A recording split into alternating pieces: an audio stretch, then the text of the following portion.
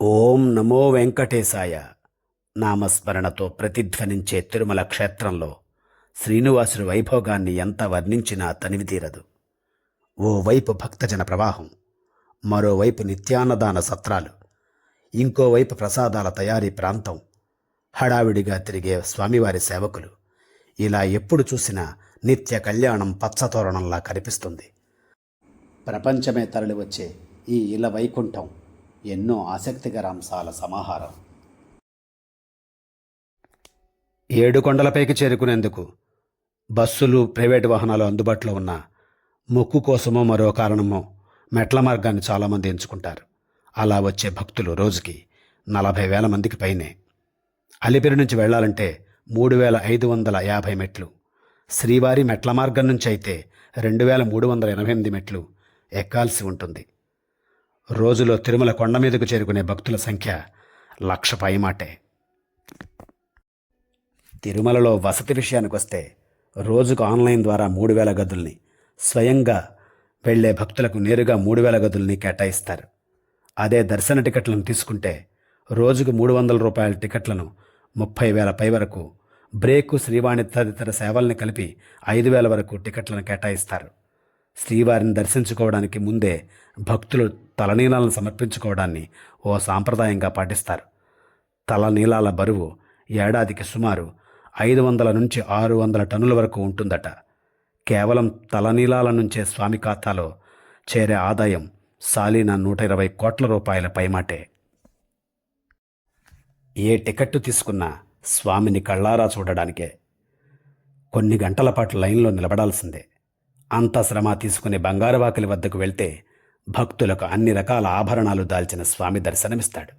వజ్ర వైడూర్యాలు, పచ్చలు, ఇలా ఒకటేమిటి స్వర్ణాలంకార శోభితుడై కనిపించే ఆ వడ్డీ కాసుల వాడి దగ్గర ప్రస్తుతం 1,083 రకాల ఆభరణాలు ఉన్నాయి.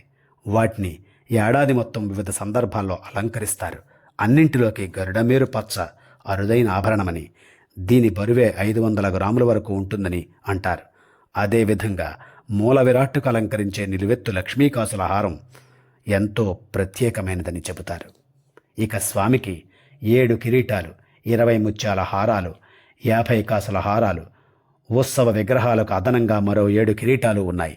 మూల విరాట్టుకి ఆపాదమస్తకం తొడిగే ఆభరణాల సెట్లు 3 ఉన్నాయి. ఆభరణాలు కావచ్చు, స్వామికి ఇచ్చే బంగారు కానుకలు కావచ్చు, ఇవన్నీ కలిపి ప్రస్తుతానికి శ్రీవారి దగ్గర 10.25 టన్నుల బంగారం ఉంది.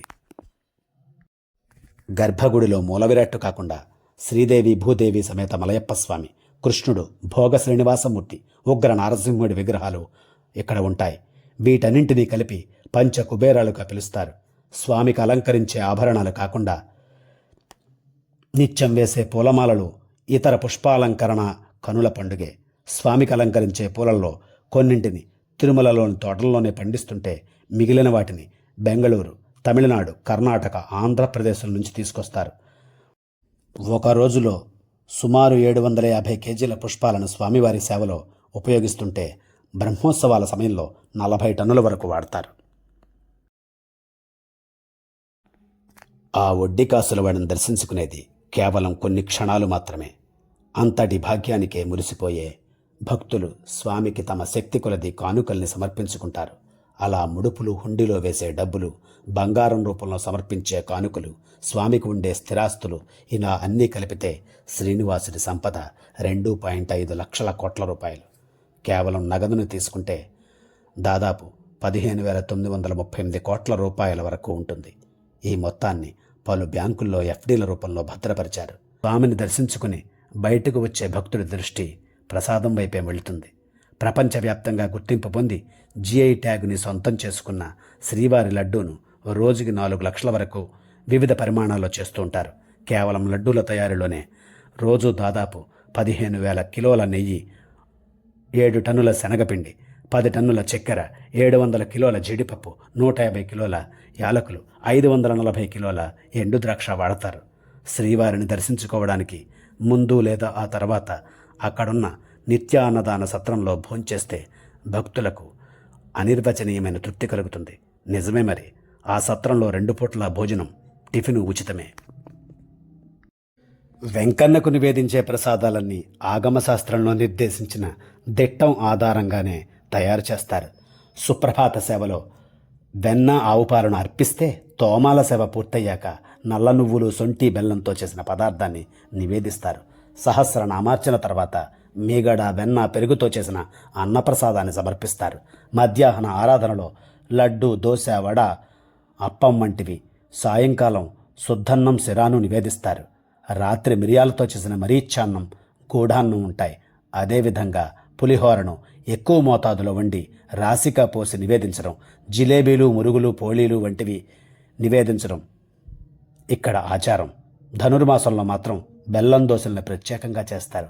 ఇవి కాకుండా చక్కెర పొంగలి, చిత్రాన్నం, దద్దోజనం, క్షీరాన్నం, రవ్వకేసరి, కట్టు పొంగలి, శాకాన్నం, పంచామృతం, పంచగజ్జాయం వంటివి మార్చి మార్చి నివేదిస్తారు. వీటి తయారీలో వాడే పదార్థాలన్నింటినీ సేంద్రియ పద్ధతిలో పండిస్తారు. తిరుమలలో ఉత్సవాలనగానే దసరా సమయంలో అంగరంగ వైభవంగా నిర్వహించే బ్రహ్మోత్సవాలే గుర్తొస్తాయి. కానీ వాటితో పాటు స్వామివారికి ఏడాది మొత్తం నిత్య వార పక్ష మాస వార్షికోత్సవాల పేరుతో దాదాపు 500 పూజా కార్యక్రమాలను నిర్వహిస్తారు. ధనుర్మాసంలో మాత్రం స్వామికి సుప్రభాతం కాకుండా తిరుప్పావై పాసురాలను వినిపిస్తారు. ఇవన్నీ సరే, తిరుమల తిరుపతి దేవస్థానంలోని ప్రతి కార్యక్రమం ఏ ఆటంకం లేకుండా సాగేందుకు ఎంతమంది ఉద్యోగులు పనిచేస్తున్నారో తెలుసా? సుమారు 16,000 మంది. ఇక స్వామివారి సేవలో తరించే అర్చకుల్లో వంశపారపర్యంగా 4 కుటుంబాలు ఇప్పటికీ కొనసాగుతుంటే అదనంగా సహాయ అర్చకులుగా 35 మంది ఉన్నారు.